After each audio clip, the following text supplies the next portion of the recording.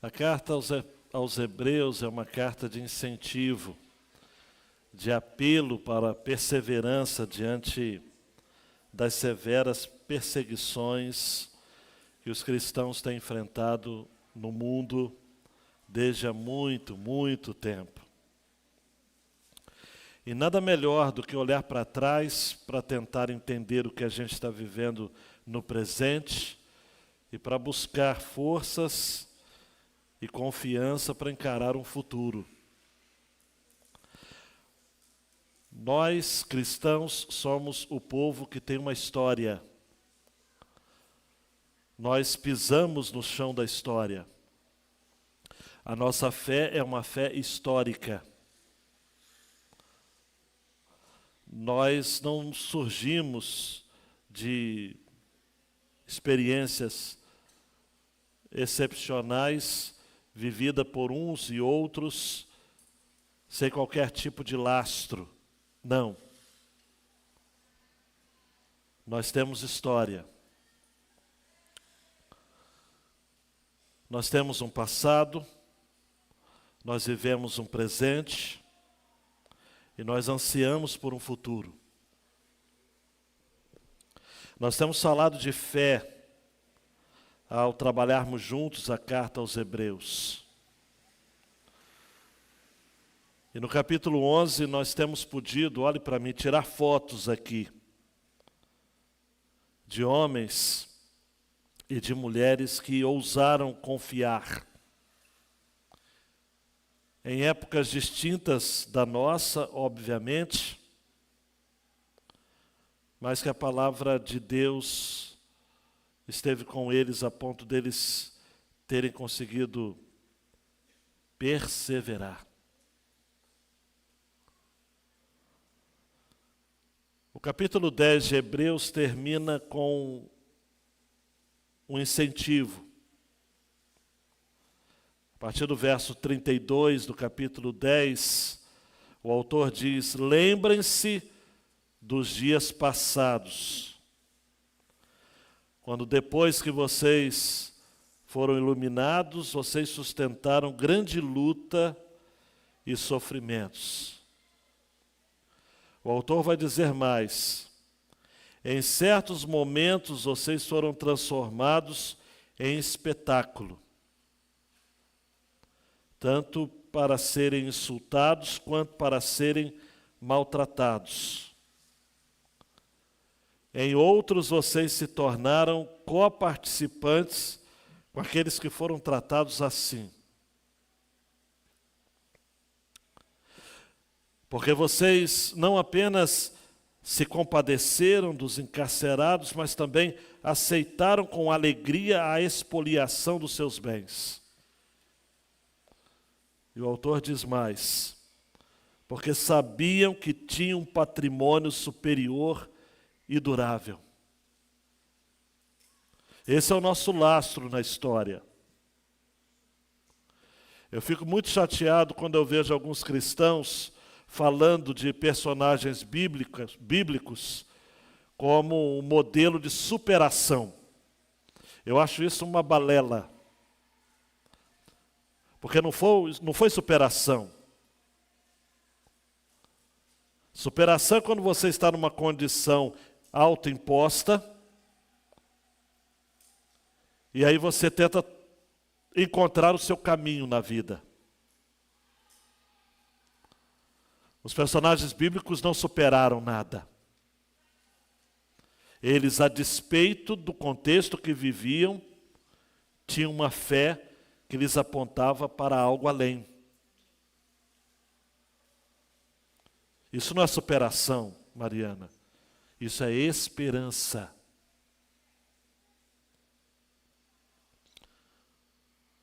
Por isso que, prosseguindo o texto que antecede, o capítulo 10, versículo 35, ele diz: entretanto, ou portanto, não percam a confiança de vocês, porque ela tem grande recompensa. Vocês precisam perseverar, para que, havendo feito a vontade de Deus, alcancem a promessa.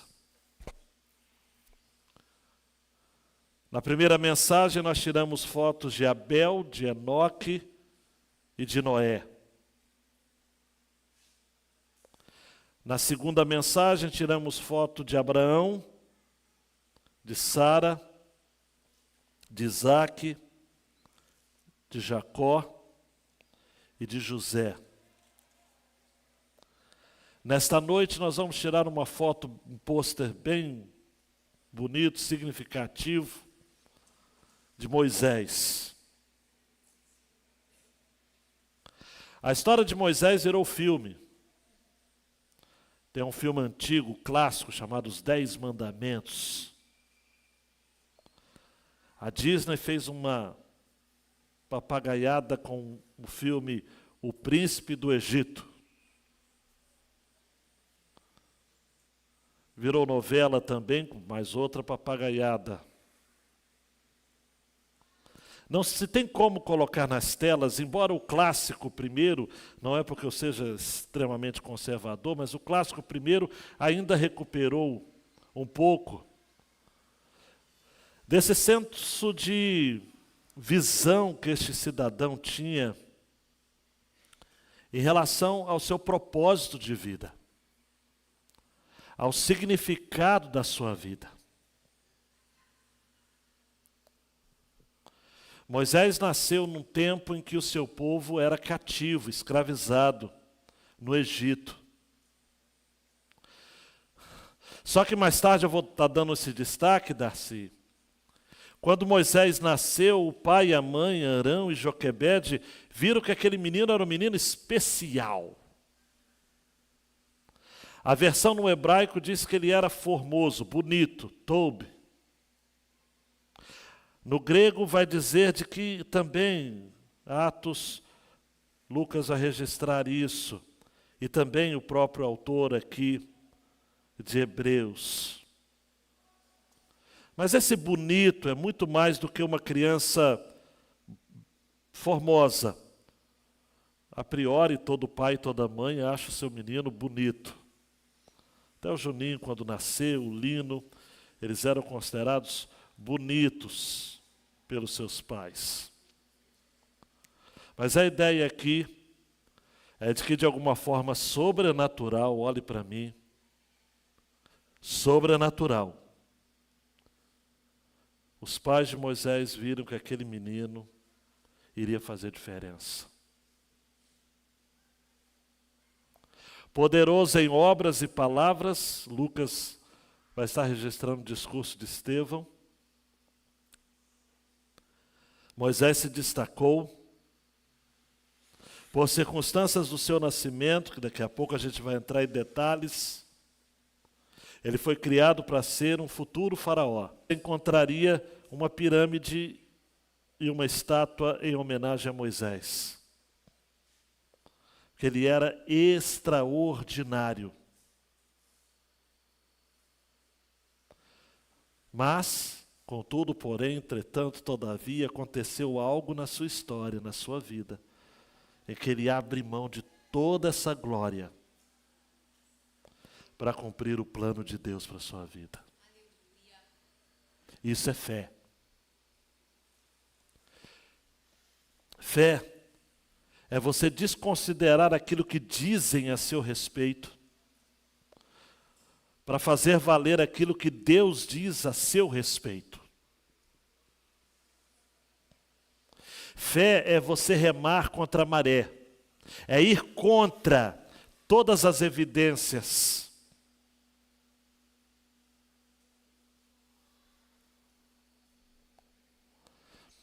Esse final de semana, lá em Vassouras, eu ouvi de um testemunho. Porque há na cabeça de algumas pessoas aí fora que todo crente é ignorante, que toda igreja é uma bagunça, que todo pastor é ladrão. E aí nós estávamos ali naquele contexto, já é o segundo ano que eles fazem um encontro ali, e o testemunho que eles obtêm a cada final de encontro é: vocês são diferentes. Há algo de especial. Isso é fé. Fé é fazer a diferença. Fé é ser parte de um movimento de insurgência, mas sem barulho, sem chamar atenção. Olhe para mim, sem levantar bandeira, sem fazer piquete, sem participar de manifestações ruidosas.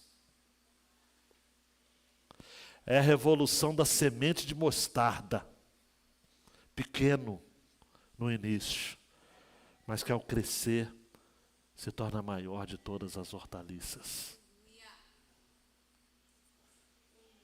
Talvez nesta noite tenhamos homens e mulheres aqui que estão em busca desse propósito da vida. Para que eu existo? Para que eu estou neste mundo? Por quê? Qual é o propósito? Por que eu tive os filhos que eu tive? Por que eu casei com o marido que eu tenho? Eu espero que você, minha irmã, tenha a sua palavra, sua resposta, e ela seja positiva. Por que eu trabalho no que eu trabalho? Por quê? Qual o propósito da minha existência? Vamos ao texto. Versos 23 a 29. Pela fé, Moisés, depois de nascer, foi escondido por seus pais durante 3 meses, porque viram que era um menino bonito e não temeram o decreto do rei.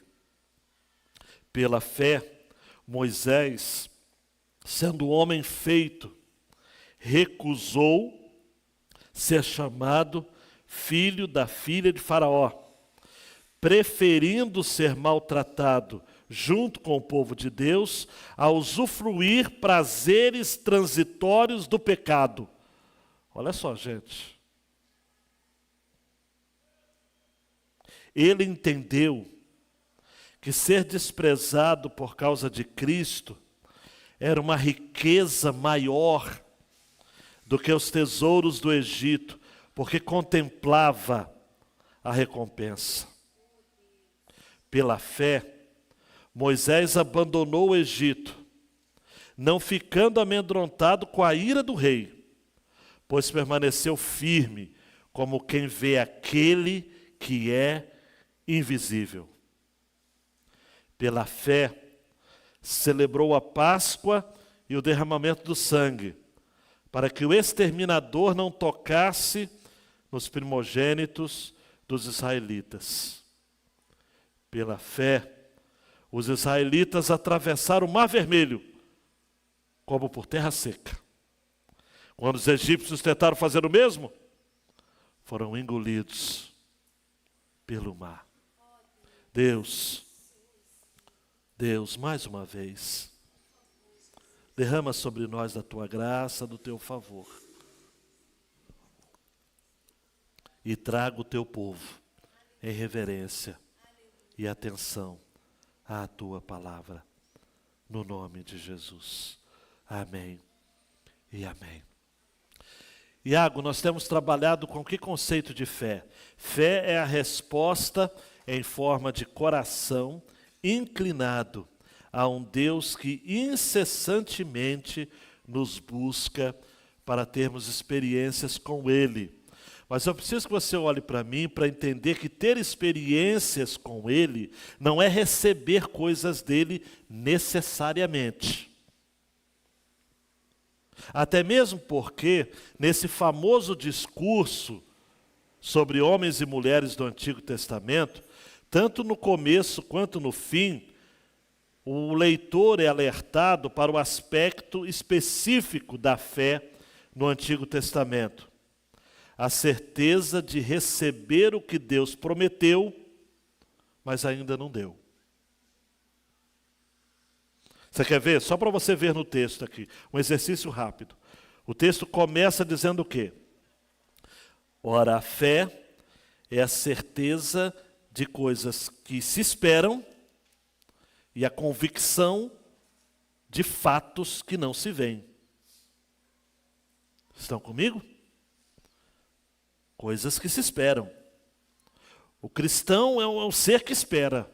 Se eu fosse definir o que é ser cristão, cristão é o que espera.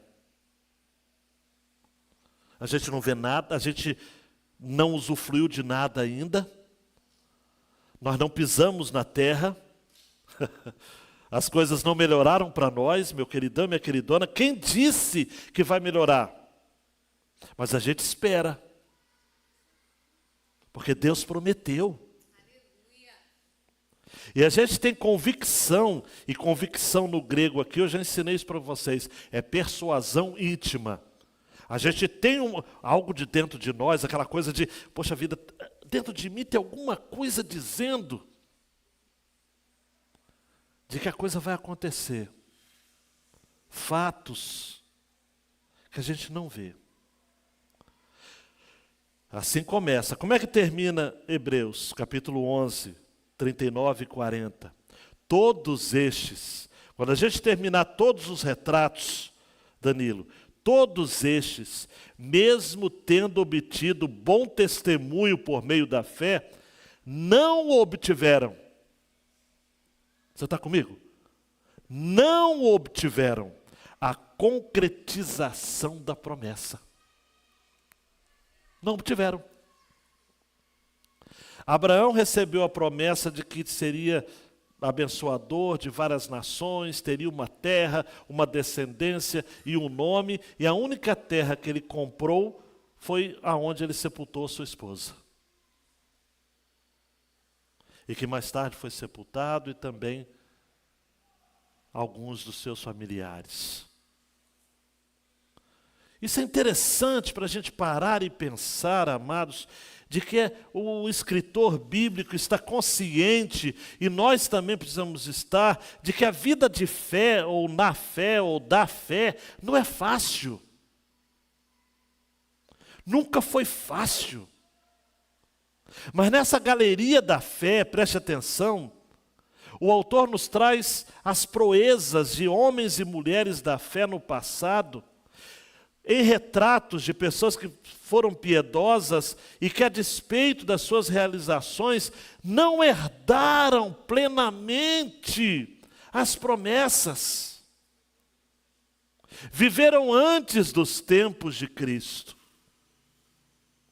Eles tinham uma intuição, eles tinham uma persuasão íntima, eles tinham uma garantia no coração, eles criam numa Bíblia que ainda estava sendo escrita.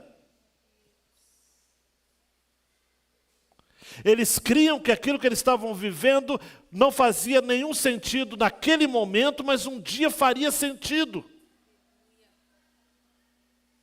Eu fico imaginando, queridão e queridona, por exemplo, esses autores bíblicos, ou esses personagens bíblicos, conversando entre si, dialogando com os filhos, e os filhos chegando para eles: papai, quando isso vai se cumprir? Papai. E eles não tinham certeza de nada, mas criam. Olhe para mim, fé não é ter certeza, fé é ter confiança. Que aquele que prometeu é fiel para cumprir. Que ele não mente. É isso. Quer ver? Vamos ver o primeiro episódio dessa curta série que vamos maratonar. Moisés, fé da infância à maturidade.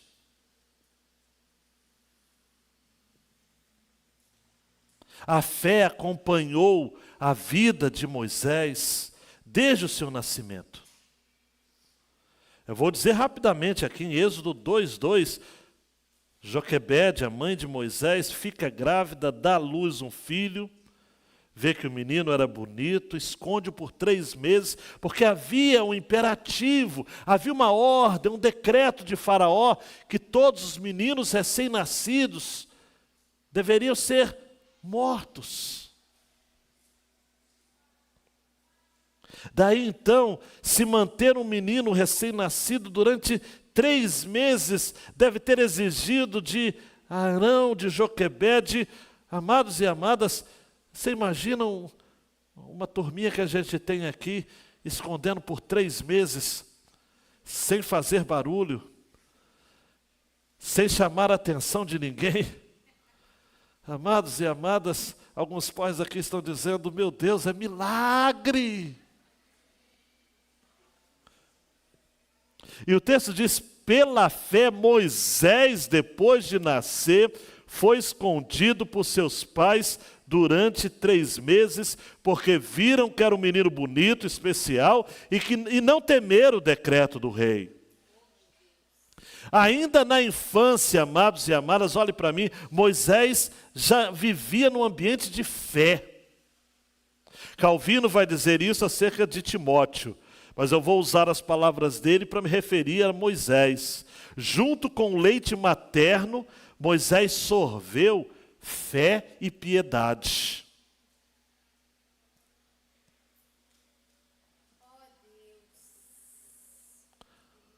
O grego para bonito aqui é algo elegante, gracioso. Mas o adjetivo deveria ser principesco ou magnífico. Ele era um menino principesco. Houve uma percepção profética de que esta criança tinha um destino especial. Por isso que essa fé, essa visão, deu coragem aos pais crerem de que Deus os ajudaria, mesmo que eles estivessem indo contra a ordem do rei. Eu preciso dar crédito aqui à NVI, que nessa versão acertou bem. Pela fé, Moisés, recém-nascido, foi escondido durante 3 meses por seus pais, pois estes viram que ele não era uma criança comum. Não temer o decreto do rei. Queridão, queridona, temer a Deus é saber discernir qual é a vontade dele para cada situação. Naquela situação, temer a Deus era maior, bem como em todas, né? Vamos combinar uma coisa, mas naquela em especial, importava obedecer a Deus e não aos homens. O quê? O decreto do rei? Não. Vou relembrar a você o que aconteceu. Faraó subjugava o povo de Deus porque via que o povo crescia. E ele temia que se um povo escravizado começa a crescer mais do que o povo que o escraviza, isso pode gerar uma revolução, um motim, uma contenda. E os hebreus tinham muitos filhos, bem como alguns crentes, muitos filhos. Aumentou o trabalho, mesmo assim os filhos aumentavam. Ao invés de dar os tijolos e a argamassa, eles teriam que preparar os tijolos. Eles teriam que fazer mais trabalhos. Mas mesmo assim o povo de Deus crescia, porque quem é crente, amém, aleluia, amém, tem famílias grandes, bonitas, formosas. O rei do Egito, então, está lá em Êxodo capítulo 1, versículos 15 a 22, resolve então contratar parteiras hebreias. E sem querer entrar em detalhes, parteiras hebreias com nomes egípcios, né? Sifrá e Puá. Isto é, parteiras hebreias mais egipcializadas. Permita-me o neologismo. Só que essas parteiras temeram a Deus, diz o texto que elas temeram a Deus e não fizeram o que o rei do Egito havia ordenado, que era o seguinte: mulheres, Sifrá e Puá, o nome já é estranho, se eu errar então, né? Sifrá e Puá, se vocês chegarem diante das mulheres hebreias e vocês verifiquem primeiro se é menino ou menina. Olhe para mim, preste atenção aqui. Se for menino, mate. Se for menina, deixa viver. Só que você sabe que as parteiras começaram a deixar viveram os meninos.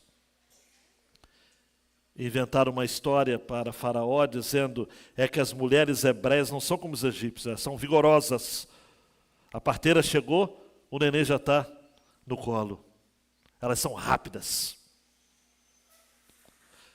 E o texto diz, não vou entrar nesse mérito aqui, porque Deus é o Deus das circunstâncias e que usa as circunstâncias para o cumprimento dos seus planos. Essa astúcia das parteiras foi honrada por Deus, que diz que Ele foi bom para elas. O povo de Deus se tornou forte e as parteiras que temeram a Deus, Deus constituiu a elas família. E aí Faraó pensou, e agora, o que eu vou fazer? Até as parteiras estão indo contra mim. Ele estabeleceu o decreto, mais um decreto. Está lá em Êxodo 1, 22. Joguem no rio Nilo todos os meninos hebreus que nascerem. Quantas meninas? Deixem viver. Mensageiras, embaixadores, meninos, meninas, jovens, adolescentes. O que aconteceu? Os pais de Moisés temiam a Deus. Conseguiram por providência manter o pequeno Moisés, o especial, o guti-guti da mamãe e do papai, protegido por 3 meses. E depois, olhe para mim, tiveram a ideia de... O decreto não era lançar o menino no rio, eles obedeceram. Em parte. Lançaram no rio, só que numa arca, num cesto. Em algo que é muito parecido com aquilo que até nos nossos dias é chamado do quê? Moisés. Quem tem filho aqui, ou já teve pequeno, sabe disso. Moisés. Eu nunca me esqueço, um parêntese rápido. A gente estava lá no sul, um pastor encantado com o filho no Moisés, esqueceu que ele não estava armado. Ele precisa ser preso, né? Trancado. Levantou Moisés, a criança ficou. Né?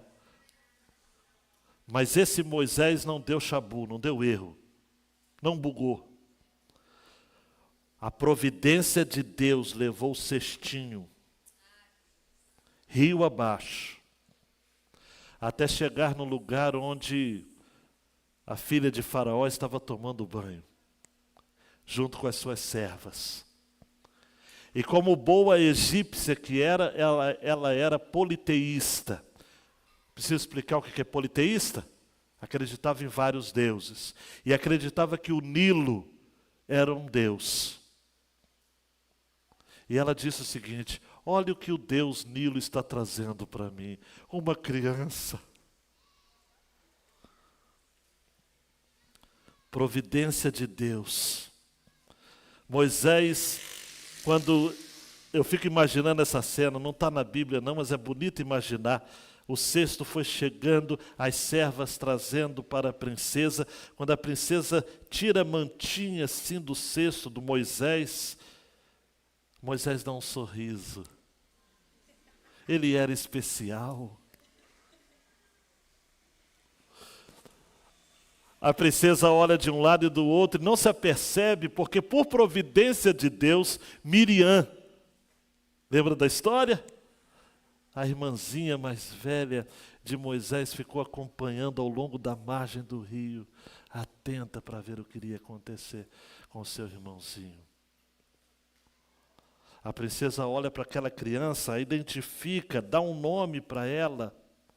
Moisés significa aquele que foi tirado das águas. E olha de um lado e para o outro e fala o seguinte, como é que eu vou criar esse menino?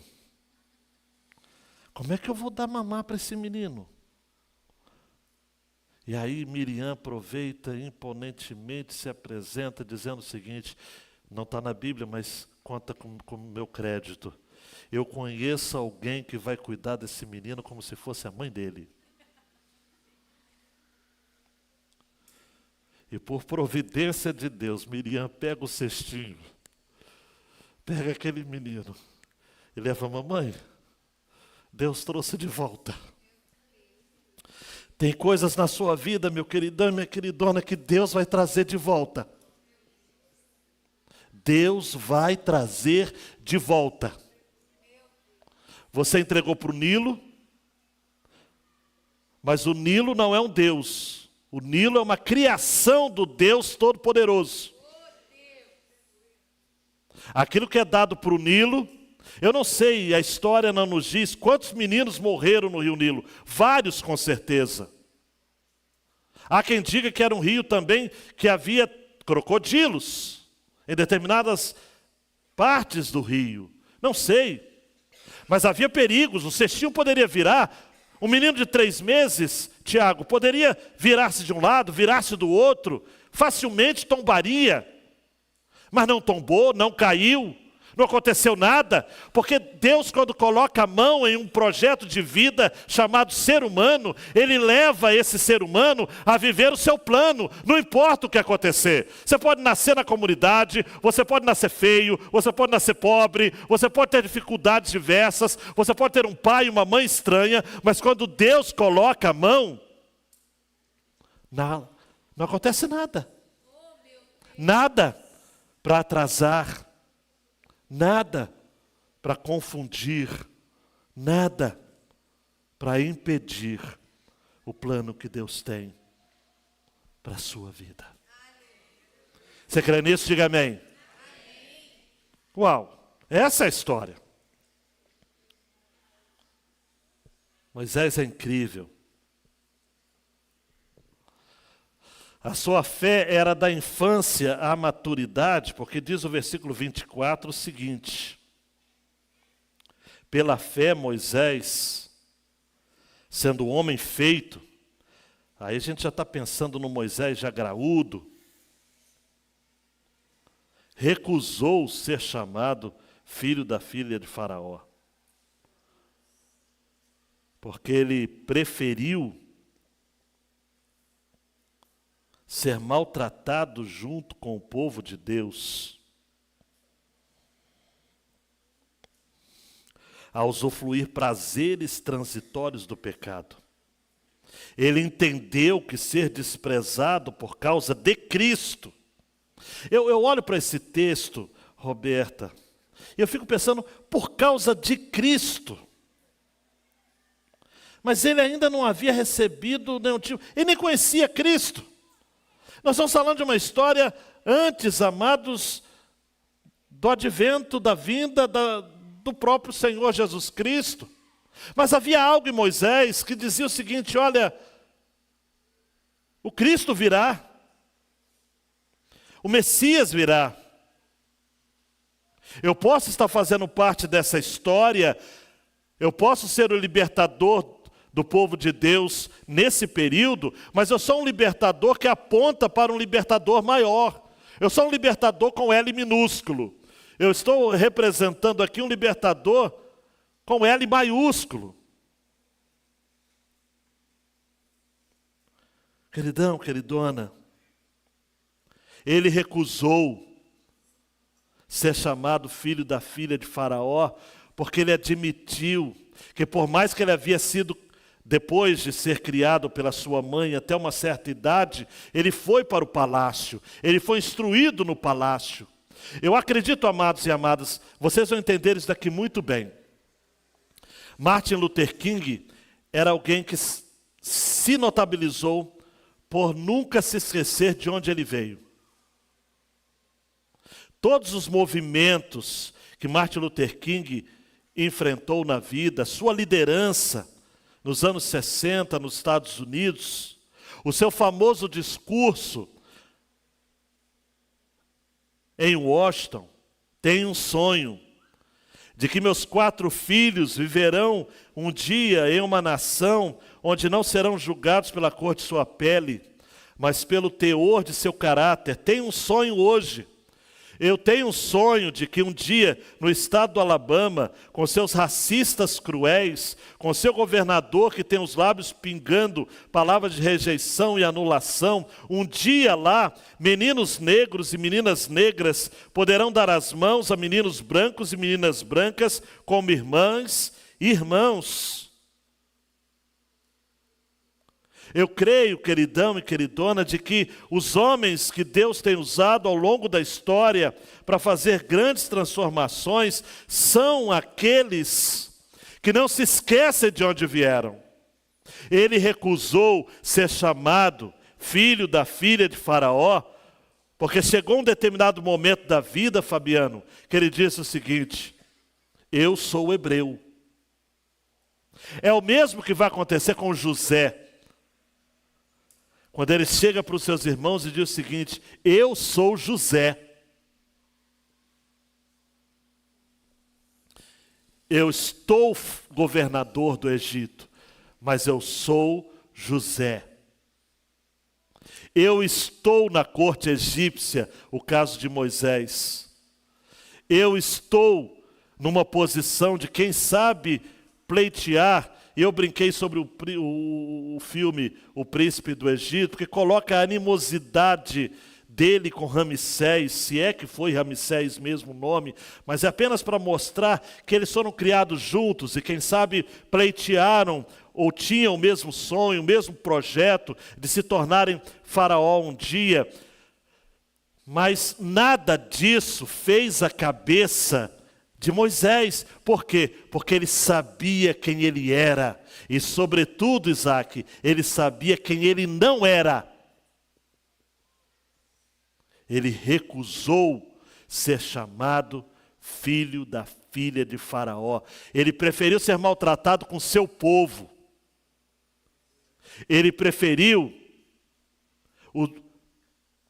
e se identificar com o sofrimento do seu povo, a usufruir, final do versículo 25, prazeres transitórios do pecado. É um incentivo, meus queridos e minhas queridas, para nós, que não podemos nos esquecer de quem nós somos de fato. Que nós não podemos nos esquecer de que os elogios, os tapinhas nos ombros, você tem valor, você é o cara, isso não vale nada. Nós não somos quem o mundo diz quem somos. Nós não somos aquilo que recebemos de elogios ou de certo modo, propostas, galanteios. Chega uma determinada hora na nossa vida que nós precisamos admitir o seguinte: eu não sou do mundo. Eu estou no Egito, mas eu não sou do Egito. Porque olha para mim, o que o Egito tem? Prazeres transitórios do pecado. Tudo que tem lá fora é isso, gente. Emanuel, prazeres transitórios do pecado. Como eu gostaria de convencer, por exemplo, os jovens aqui, porque eu sei que alguns irmãos, quando ouvem isso, ficam um pouco tristes. Vocês que nunca tiveram o desprazer de viver prazeres transitórios do pecado, não queiram viver. Não queiram dar uma experimentadinha lá fora para depois voltar, porque pode ser que você não volte. As pesquisas dizem que muitos não voltam. Só para falar de pesquisa. Sem falar que essa é a realidade. Moisés disse não. Por causa de Cristo, ser desprezado por causa de Cristo é uma riqueza maior do que os tesouros do Egito. Por quê? Olhe para mim. Porque ele via a recompensa. Sem querer cansá-los com essa citação, mas Russell Moore, lá da Convenção Batista do Sul dos Estados Unidos, escrevendo um livro sobre família, me ajudou muito a entender. esses dois sensos que uma família cristã ao pé da cruz nos ensina, que é o senso de identidade e que é o senso de herança. Herança eu não vou falar agora, embora recompensa seja herança. Mas eu vou falar sobre identidade. Porque o texto fala que Moisés recusou ser chamado filho da filha de Faraó, porque ele assumiu ser parte do povo de Deus. O Sr. Mó fala assim, olhe para mim por favor. O nosso contexto familiar existe para nos contar algo sobre quem somos. E o mais importante, quem não somos. Pensa na sua família agora, rapidamente. Nós fazemos parte da história alheia. E ao voltar no tempo, e possivelmente no futuro, nós somos resultados de uma série quase infinita de decisões que outras pessoas tomaram. Por exemplo, imagina comigo, se o seu bisavô não tivesse migrado da terra dele para o Brasil, você não conseguiria ouvir essa mensagem nessa língua. Esse senso de identidade é tão importante que, por exemplo, na Bíblia, o nome, as genealogias são extremamente importantes. O Sr. Mor conta que ele um dia ouviu um pregador ler uma passagem bíblica que continha genealogia, e ele ficou escandalizado porque o pregador usou do seguinte deboche: este gerou aquele, só que ao invés de falar os nomes, ele dizia blá, blá, blá. Além de falta de respeito para com a Bíblia, aquele pregador não entendeu que aquela série de nomes de pai, de filho, de, é importante no que diz respeito à nossa identidade e à nossa herança. Você acha que é à toa que a Bíblia fala de Josué, filho de Num? Você acha que é à toa quando vai falar de Saul, fala Saul, filho de Quis? Ou você acha que é apenas pro forma encontrar na Bíblia João, filho de Zebedeu? Não.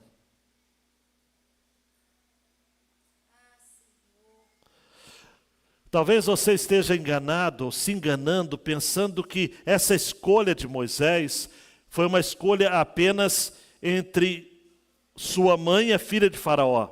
Não. Foi a escolha entre Cristo e o mundo. Ele estava escolhendo, parece, que estava escolhendo entre a pobreza e os tesouros do Egito e a sua vida de sofrimento como povo de Deus. Não, não. Era uma escolha entre o céu e a terra. Queridão, queridona, não era uma escolha entre o deserto e o trono. Era uma escolha entre a imortalidade e o esquecimento.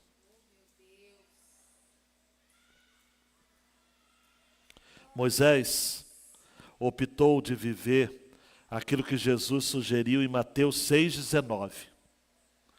Não acumulem tesouros sobre a terra, onde as traças e a ferrugem corrói, e onde os ladrões escavam e roubam.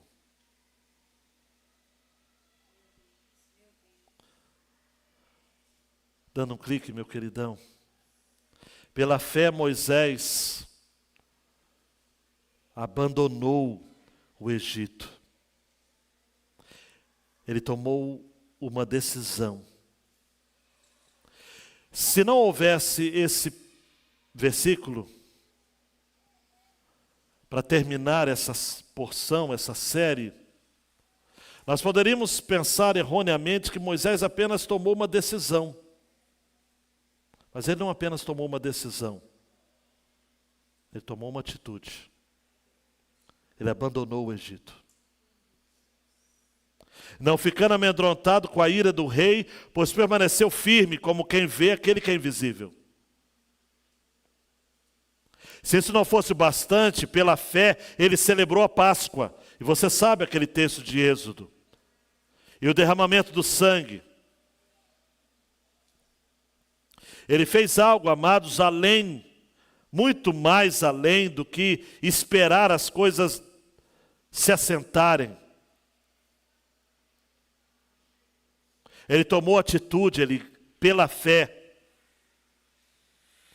Mais tarde, ao sair do Egito, na direção da terra do Senhor, a terra que mana leite e mel, ao primeiro obstáculo diante do Mar Vermelho, pela fé os israelitas atravessaram. Existem situações da sua vida, meu queridão e minha queridona, que não vai acontecer enquanto você não partir para cima. Abandonar significa deixar o lugar que você está hoje para ir para o lugar onde Deus quer que você esteja. E talvez isso implique em abandonar o seu trabalho, que lhe prende de servir a Deus. E aí você vai perguntar para mim, mas pastor, e como é que eu vou sobreviver? E eu respondo para você, quem é que está lhe sustentando até agora? Não é Deus? Então Deus vai mantê-lo. Se Moisés ficasse ali dizendo, vou ou não vou? Abandono ou não abandono? Saio ou não saio? Queridão, queridona, se você não lançar-se a uma atitude, nada vai acontecer. Você não tem que ficar de boas intenções e dizer o seguinte, eu tenho que abandonar, mas eu acho que vai ser 2025. Não, vai ser quando eu fizer 18 anos. Não, pastor, deixa eu fazer essa prova primeiro. Deixa eu fazer esse concurso. Não, para de ficar adiando o inadiável. Moisés não ficou cogitando, dizendo o seguinte, caramba, o que eu vou fazer? Não, o ciclo da vida, a jornada da vida de Moisés foi dividida em ciclos de 40 anos. Isso é interessante. 40 anos ele ficou no Egito. Depois de 40 anos ele sai do Egito e vai na direção de Midian. Tudo bem que aconteceu aquelas situações, ele mata um egípcio, aquela história toda. Mas não importa, ele tomou uma atitude, saiu. Depois, é outro ciclo de 40 anos quando ele está no deserto. Indo até a terra prometida. Você precisa parar de acreditar de que as pessoas vão ficar tomando decisões no seu lugar. Tem gente aqui que parece que não vai crescer nunca. Está sempre querendo que a esposa tome decisões, quer que o esposo tome decisões. Tem até desculpa a expressão, mas gente sem noção, que acredita que os filhos precisam tomar decisões. Meu Pai do céu, é você que tem que tomar decisão. Você. O que você vai fazer com a sua vida?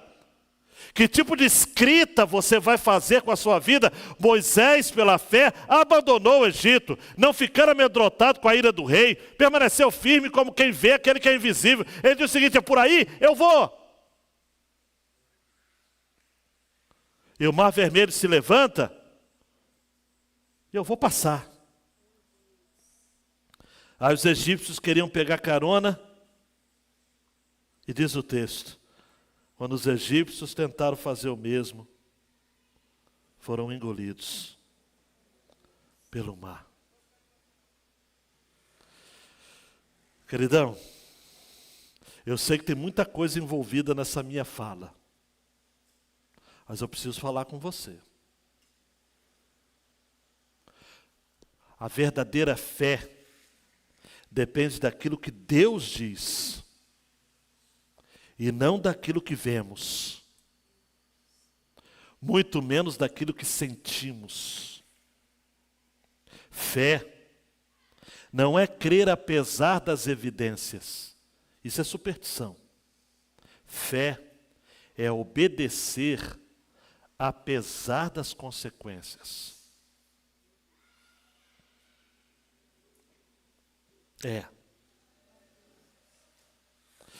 Charles Swindoll vai dizer o seguinte: parte da razão pela qual não fazemos escolhas certas ocorre em virtude de não nos termos posicionado sobre princípios prioritários da vida. Nós não decidimos onde estamos em questões de caráter, moral, valores, piedade e compromisso com Cristo. Então vacilamos. Nós seguimos a deriva. A gente vai se acostumando com a vida, à moda de Zeca Pagodinho. Deixa a vida me levar. Vida, leva eu. E a gente escorrega de um lado, escorrega do outro. Me desculpe o trocadilho. A gente para numa encruzilhada, esperando que algo aconteça. E tem gente até que se julga muito espiritual e diz o seguinte: Senhor, vamos lá, revela, mostra, dá um sinal. Ou a gente toma decisões com base em sentimentos. Eu me senti arrepiado, arrepiada, então é essa. Ou tresloucadamente pela reação dos outros. É uma brincadeira, é claro que essa não foi o motivo principal, mas hoje eu ouvi um testemunho de uma senhora que disse que dentre tantas qualidades que ela queria ver no seu futuro cônjuge, quando jovenzinha, ela que era forçada a comer dobradinha e bucho, quando criança, e não gostava do cheiro, ela dizia: Deus, me manda um marido que não goste de bucho. Diz que foi a última pergunta que ela fez ao marido dela. Já estão casados há 50 anos. Eu sei que gente maldosa aqui vai estar pensando: 50 anos porque não come bucho. Não. Claro que a escolha final não foi feita à medida disso. Compromisso com Cristo. Vida de oração. Piedade.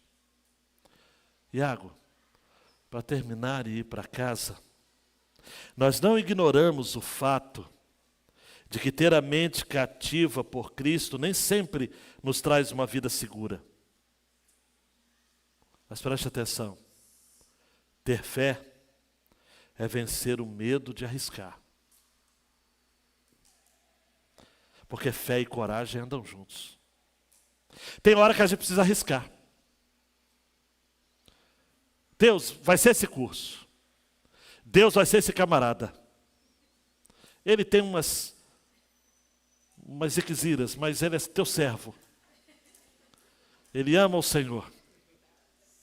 Eu até tolero o time que ele torce. Eu estou disposta a correr o risco por fé. Mas tem que ser por fé. Não é por vista. Não é porque ele é bonito, porque ela é bonita, porque ele... Não, não. É porque Deus está nesse negócio.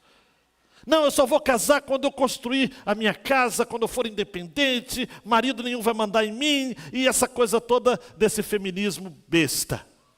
Não. Deus não chamou as mulheres para serem mandonas, donas do seu próprio destino. Deus criou as mulheres para serem servas de Deus e servas dos seus maridos. E os maridos para serem líderes que amam as suas esposas ou a sua esposa como Cristo amou a igreja. Tá bom para você?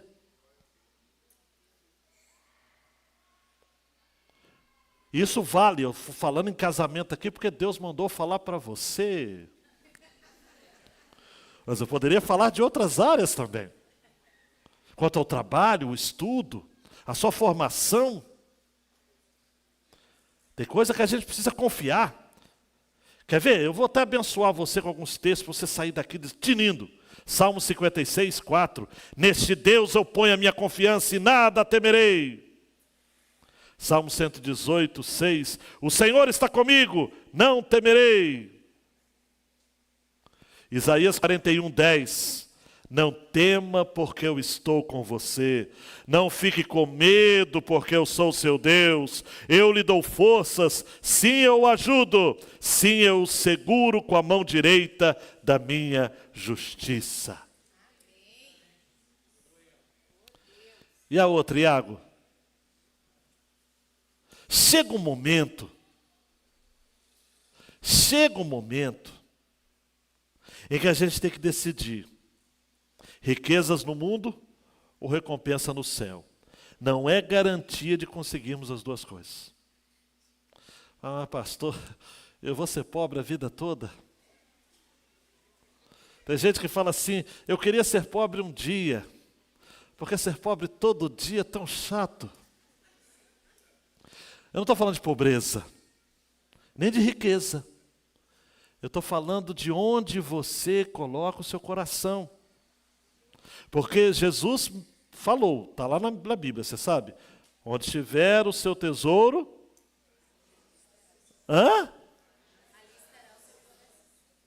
Seu coração. Quando eu olho para Paulo e ouço ele dizendo em 2 Coríntios 4, 17, 18, porque a nossa leve e momentânea tribulação, hein, Berval?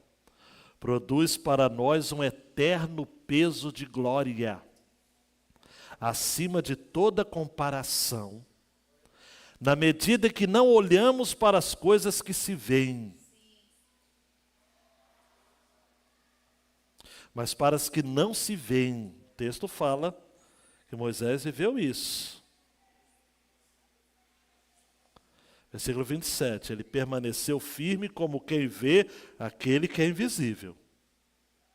Porque as coisas que se veem, se segurem na cadeira, são temporais.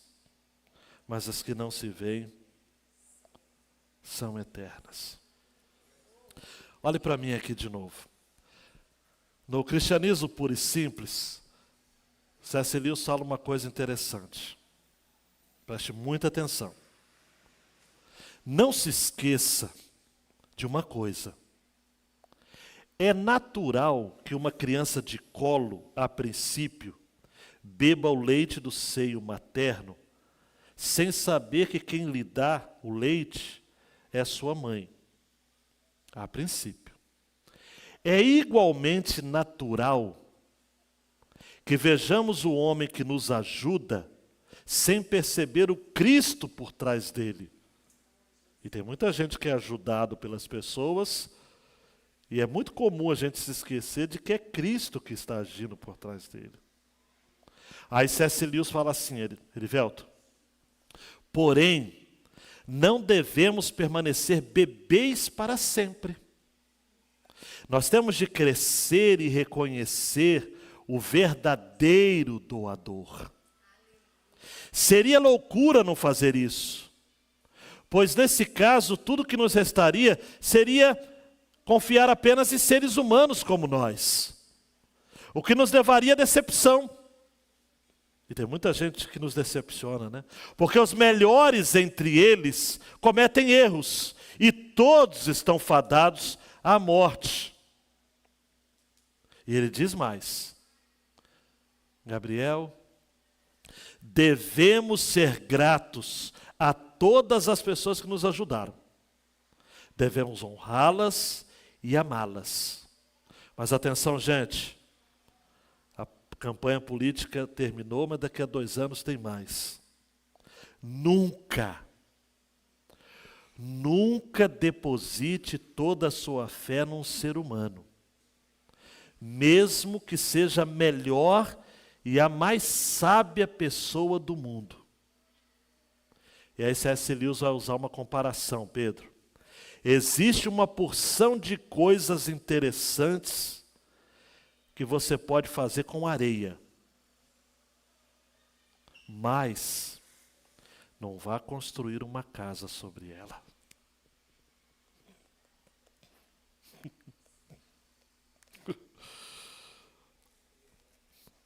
Não dá, amados.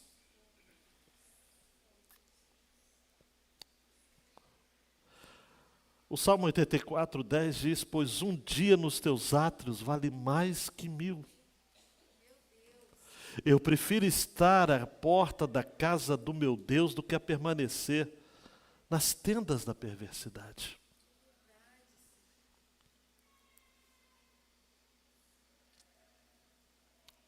Eu não sei quantos de vocês tiveram experiências com privações.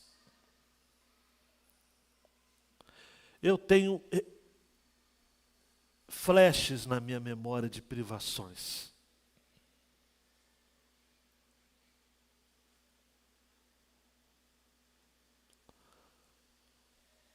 De necessidades mesmo.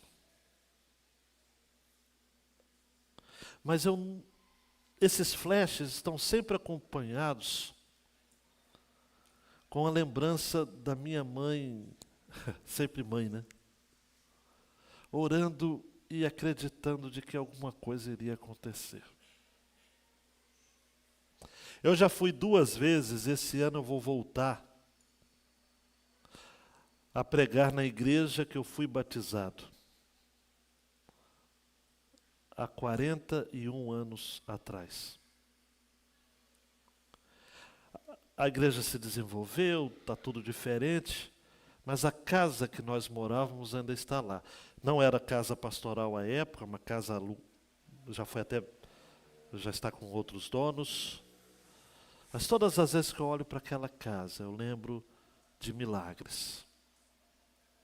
Foi lá que o meu irmão caçula nasceu, o Eliezer. E quando ele chegou em casa, minha mãe chegou com aquele menininho vermelhinho. Eu falei, meu Deus do céu, já somos 3. Está chegando mais um aí.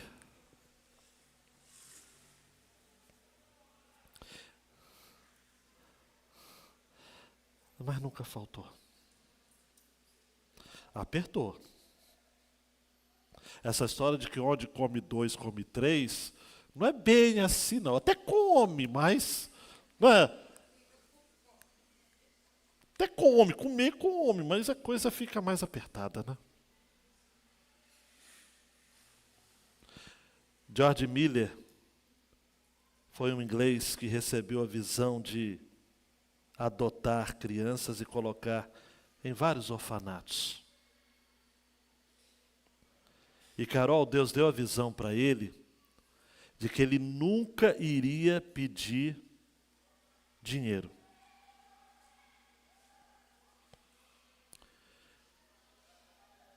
Em 1834, ele tinha 3.600 órfãos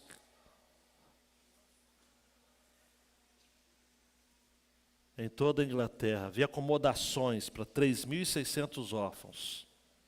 Só que o dobro de crianças com menos de 8 anos estavam na prisão.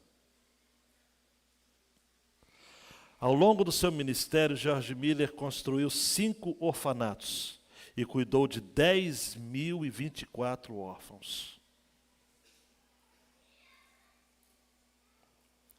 Teve um dia, Marcelo, que uma funcionária chegou para ele e disse o seguinte: a despensa está quase vazia. E eu preciso lembrar ao senhor que já venceu o prazo para o pagamento do aluguel. Ele disse: o Senhor proverá. Ele prometeu suprir as nossas necessidades, ele não vai falhar agora. Só que ele tinha 27 centavos e ainda tinha várias centenas de crianças para alimentar. E aí ele recebe uma carta dizendo o seguinte: Porventura estariam vocês com alguma necessidade urgente de dinheiro? Nem. Sei que decidiram pedir somente a Deus que lhes suprisse as necessidades. Mas haveria algum problema em informar de quanto de dinheiro estão precisando? George Miller escreveu um bilhete dizendo o seguinte: Vitória, nada mencionarei sobre os nossos recursos. O principal objetivo do meu trabalho é mostrar que Deus é real e que cumprirá suas promessas. Até o momento não contamos a ninguém sobre as nossas necessidades e não faremos. George Miller é o espírito de Moisés, o espírito de Deus. Cai sobre os joelhos no seu escritório e diz assim: Senhor, nós estamos em situação desesperadora, nós temos 27 centavos apenas. Por favor, Senhor, dirija esse homem para que nos envie o dinheiro que a gente precisa. Ao receber a carta de Miller, esse homem se sentiu tocado a enviar 100 libras de uma só vez. Quando o dinheiro chegou, não havia um único centavo na instituição de Miller para comprar alimento para a refeição seguinte. E o dinheiro foi suficiente para tudo que eles estavam vivendo. Certa vez um amigo chegou para George Miller e perguntou assim: o que você faria caso Deus não enviasse ajuda no momento certo? Ele respondeu: certamente isso jamais aconteceria, porque Deus prometeu suprir todas as nossas necessidades e Deus não mente, é completamente confiável. O ministério de George Miller, depois a moçada vai na internet, pesquisa esse gigante espiritual, ele cuidou de mais de 10 mil órfãos, 63 anos de ministério, ele só confiava em Deus para suprir as suas necessidades, e Deus em tudo. Eu gosto dessa, uma coisa que não me sai da cabeça, é a frase de George Miller: Deus não mente, Ele é completamente confiável. Um desafio para você, se isso é verdade na sua vida até aqui, levante-se. Deus não mente, Ele é completamente confiável. Levante-se. É verdade, gente? Não levanta porque o outro levantou, não. Se Deus não mostrou isso para você, fica sentado. Seja verdadeiro. Agora, eu contei a experiência lá no interior do Mato Grosso do Sul. Meu irmãozinho chegando, eu falei: caramba, mais um. Você tem as suas histórias para contar, não tem? Você tem os seus momentos em que você para de olhar de um lado e fala: Deus, de onde vai vir, Deus? E Deus atende, Deus supre, e Deus visita. Aí em cima, você confia de que Deus não mente? Mateus, você crê que Deus é totalmente confiável? Você crê que você pode orar agora, dizendo: Senhor, eu preciso disso. Deus pode não dar aquilo que você pede, porque não é bíblico, tá ok? Vou insistir nesse ponto, não, mas preciso ensinar. A Bíblia não diz que Deus dá o que você pede. Olha para mim. Deus não dá o que você pede, Deus dá o que você precisa. Ele diz: pedi, pedi e dá-se-vos-á. Aquele que pede, recebe. Mas na minha Bíblia não diz. Está na sua Bíblia, André Bernardo? Deus dá o que a gente pede? Deus suprirá as nossas necessidades. Não são os nossos desejos. Eu tenho desejo de muita coisa. Meu Deus do céu. Mas Deus só dá aquilo que eu preciso. Ele não mente. Moisés viveu isso. Desde a infância, dá um clique aí, meu lindo Iago. Desde a infância até a maturidade. Ele fez escolhas certas na vida, porque ele cria que a fé é a resposta em forma de coração inclinado a um Deus que incessantemente nos busca para termos experiências com Ele. Ora o Senhor Jesus e diz: eu quero essa fé. A fé de acreditar que as situações na minha vida, mesmo que sejam difíceis, mesmo que estejam no limite, Deus vai agir. Cante ao Senhor. O Deus de Abraão, de Isaac e Jacó, é o mesmo hoje. Canta, igreja. O Deus de Moisés, de Josué, é o mesmo hoje.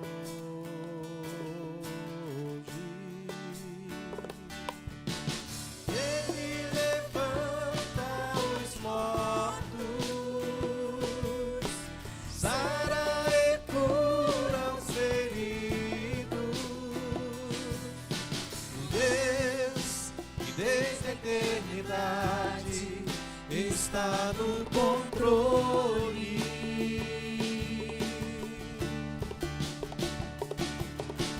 Deus que desde a eternidade está no controle. Levante bem alto as suas mãos e diga ao Senhor: O meu Deus é soberano. cante ao Senhor. O meu Deus é soberano. Se o meu coração parar de bater, Ele sopra em minhas narinas E me traz de volta a vida.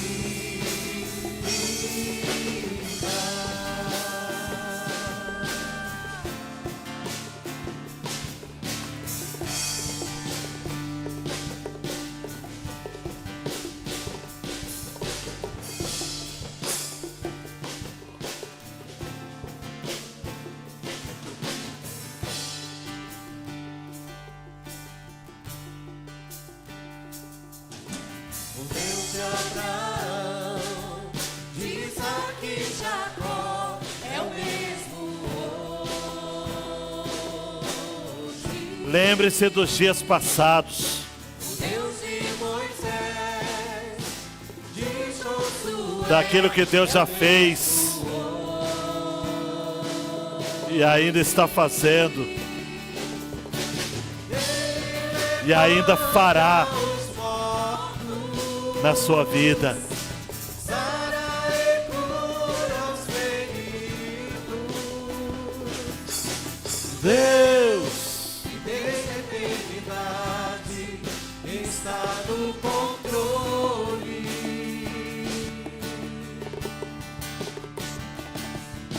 O Deus que desde a eternidade está no controle. O meu Deus é soberano. O meu Deus é soberano. Se o meu coração parar de bater, Ele sopra em minhas narinas e me traz de volta a vida. O meu Deus é soberano. O meu Deus é soberano. Se o meu coração parar de bater, Ele sopra em minhas narinas e me traz de volta a vida. E me traz de volta a vida. E me traz de volta a vida.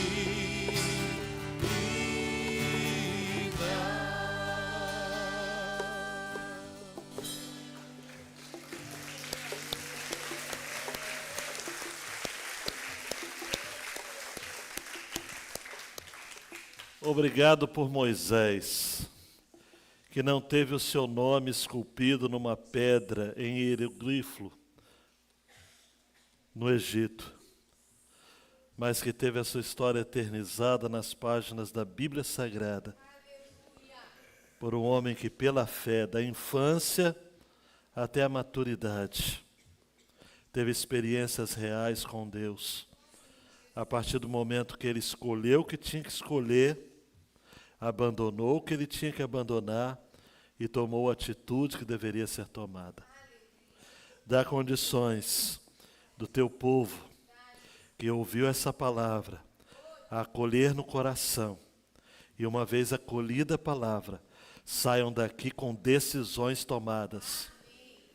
Eu quero, em nome de Jesus, orar por sua vida, para que haja decisões tomadas, para que a partir de hoje você viva pela fé, no nome de Jesus. Se assente, queridão, se assente, queridona, fica com a gente com a cantina, tenha um tempo de comunhão, ore ao Senhor, tome decisões, vamos em frente, encarar as adversidades, crendo que o Senhor tem algo melhor para a gente à frente.